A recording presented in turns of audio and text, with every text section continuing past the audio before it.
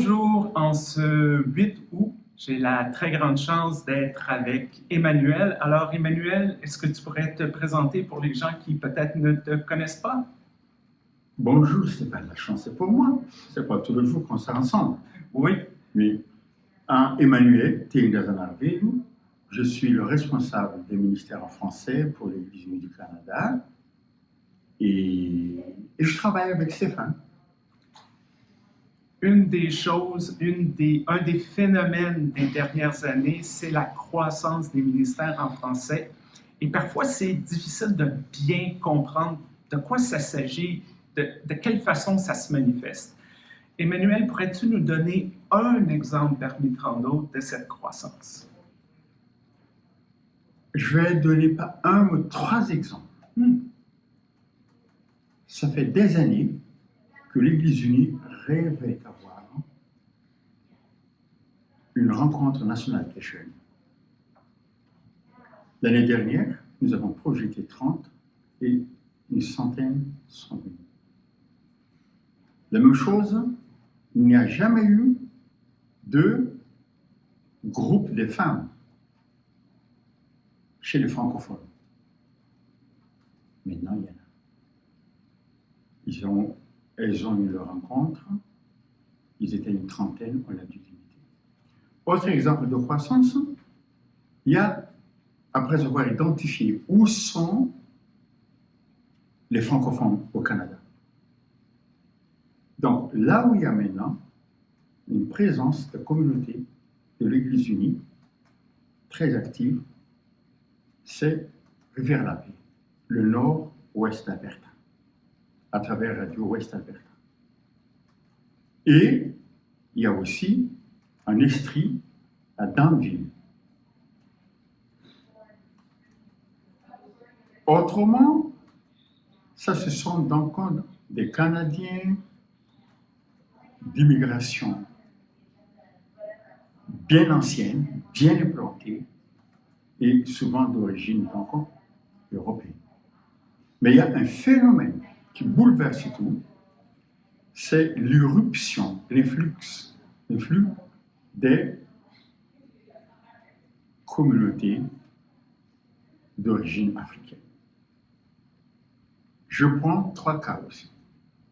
Le cas de Sherbrooke, le cas Plymouth Unity, le cas d'Ottawa, Saint-Marc, le cas de la mission protestante francophone de Toronto et de Longueuil. Il n'y a pas moins de 30 jeunes chaque dimanche pour suivre le cours, l'école des dimanches. Ce qui est très intéressant, c'est que la plupart de ces communautés sont en même temps et géographiques et non géographiques.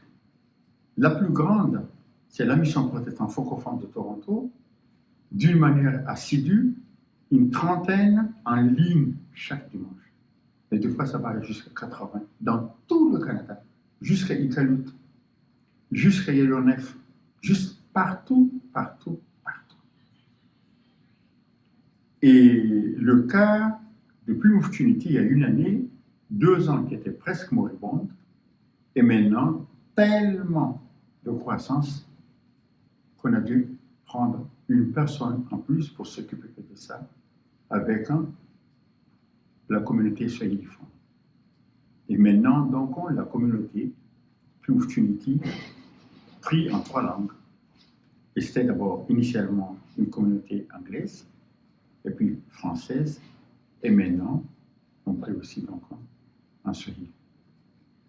Ce sont que les quelques phénomènes. Il y a aussi donc l'Institut protestant de théologie de l'Église unie qui a été créé il y a à peu près une année en novembre prochain, et maintenant qui a déjà 8 partenaires mondiaux internationaux. Et dans quelques jours, à la fin de ce mois, il y aura un colloque international qu'ils organisent. Il y a de la croissance, énormément de croissance. Contrairement, et puis c'est très dynamique et intergénérationnel, interculturel.